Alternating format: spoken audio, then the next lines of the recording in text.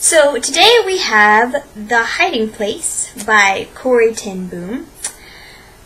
How do I go about talking about this book? So this is a nonfiction about the World War II. They are in Holland, Holland, yes, that goes together. And Corrie Ten Boom is living with her sister and her dad. And they have other brothers and sisters that are kind of doing it. Anyway, they're all part of the resistance. Basically, they are trying to take care of Jews, and then eventually they get caught and taken to concentration camp. The book is kind of split into 3 separate parts, even though it doesn't have 3 separate parts, but it kind of goes in that way. The first little part is kind of describing Corrie's younger years. The main part, the part where she's taking care of Jews and then goes to a concentration camp, happens when she's about 50, which is kind of amazing to think about. I don't know. Me personally, being so young, is like, oh wow, 50-year-olds do that. That's probably terrible, but going on. So the first part is kind of describing her childhood. When she was around 20 as well, we get a little snippet. You kind of just get a little bit of a background about her family and about herself. I did not remember that part, and I was a little confused by it at first, because, you know, that's not what you think about when you think about The Hiding Place. But it really helps you understand. It gives you a good backdrop of what this family is about and why they were willing to risk so much to take care of these oppressed people. And it really is inspirational. They are so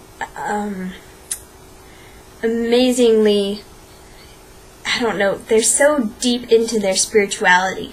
They trust in the Lord so much, and nothing else matters to them but what the Lord wants them to do. They don't seem to care very much about their own comfort, and it's just kind of an inspiring sort of thing to see as they, you know, first when you're starting off when everything's pretty much okay, and then as things get worse, and then they're helping the Jews, and you see kind of how that selflessness that they established at a young age with Corrie and with Betsy and with the entire family, how that evolves, and as things get worse, their selflessness continues to increase. And it's just really, really neat to read.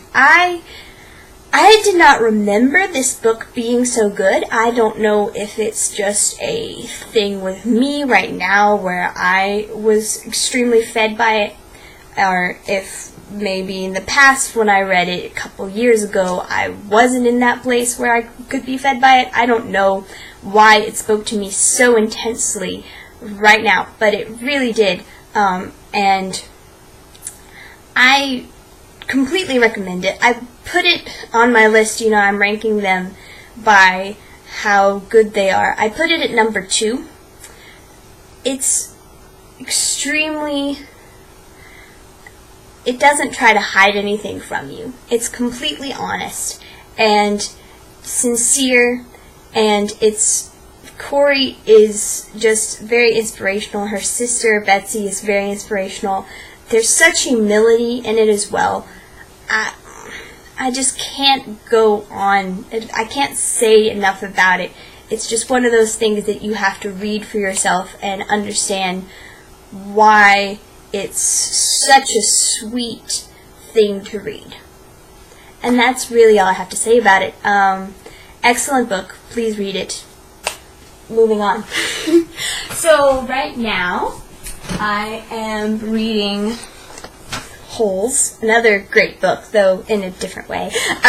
So I'll be getting that back to you pretty soon. See you guys later.